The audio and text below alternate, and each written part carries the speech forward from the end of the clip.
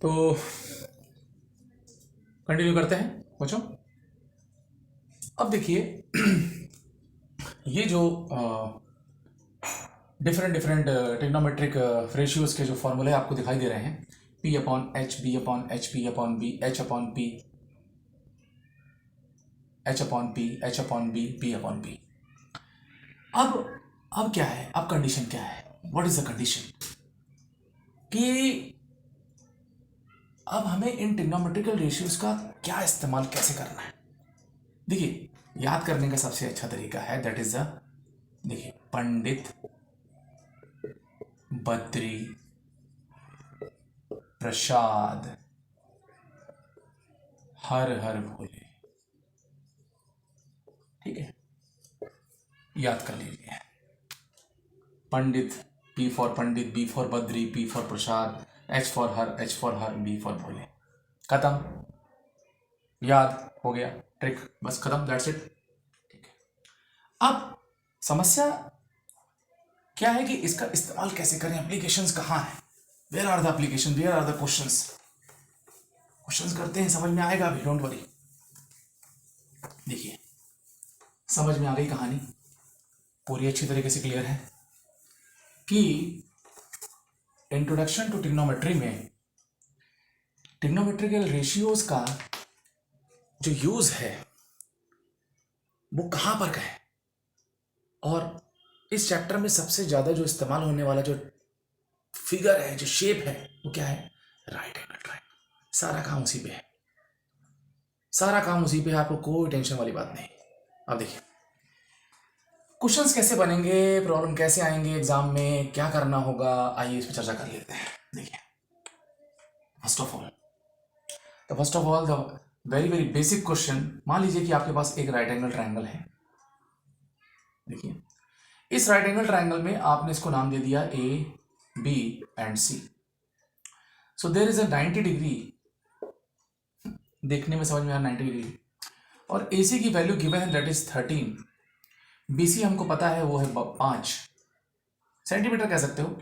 So find the sine theta, cos theta and tan theta. ठीक है, ये निकालना है। पॉज करके ट्राई करेंगे, पॉज करके ट्राई करें, हो गया।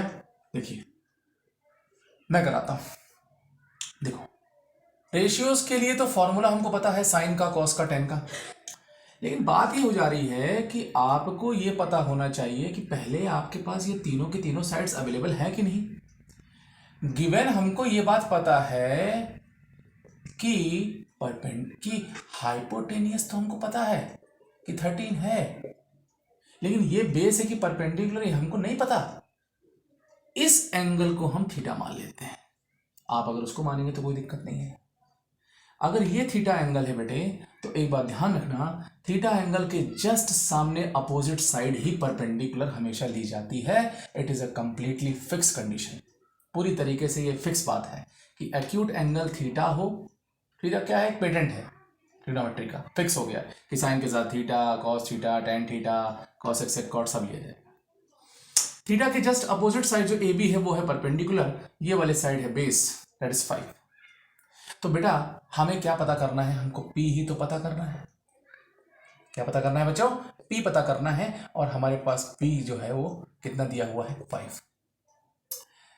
बेटा इस तीनों के लिए फिक्स फॉर्मूला बना दिया गया जिसे हम कहते हैं पाइथागोरस थ्योरम। पाइथागोरस थ्योरम कहता है कि H square equal to B square plus P square. H की वैल्यू है बेटे 13 स्क्वायर, बी का मतलब है बेटा 5 स्क्वायर, और हमको पी तो निकालना है, right, very good. P square करेंगे, 13 का स्क्वायर हो जाएगा बेटा 169, 5 का स्क्वायर 25, तो 169 में से 25 गया, कितना बचा 144, that is P square. Square ले जाएंगे, दैट इज 144 रूट ओवर, अरे 13 का स्क्वायर 169 हो गया, 5 का स्क्वायर 25, 25 चला गया राइट हैंड साइड से लेफ्ट हैंड साइड में, हो गया -25, क्योंकि यहाँ प्लस कर दिया हुआ है।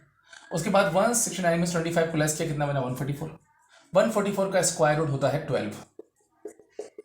सर आप बोलते जा रहे हो, बताओ ना। अरे देखो भाई, ऐसे होता है किसी भी नंबर का आपको निकालना है 3 डिजिट 4 डिजिट का, तो आप क्या करेंगे, 1 1 जा 1, उसके बाद क्रॉस दैट इज़ 44, यहाँ आ जाएगा 1 1 2, 2 2 जा 4, 2 2 जा 4 दैट इज ये आ गया 12, यानी कि परपेंडिकुलर की वैल्यू 12 आ गई।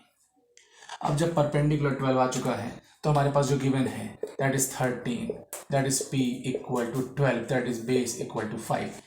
अब आप निकाल सकते हो बिना किसी परेशानी के sine theta cos theta, even जो बाकी के 3 और भी हैं उनको भी आप, मतलब टोटल 6 ट्रिग्नोमेट्रिकल रेशियोज होते हैं, आप उसको आसानी के साथ निकाल सकते हैं बिना किसी दिक्कत के, नो प्रॉब्लम। आइए sine theta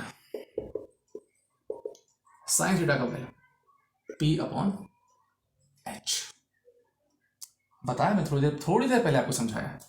p upon h मतलब कि p कितना है पहले बच्चों 12 और h कितना है 13, बहुत बढ़िया।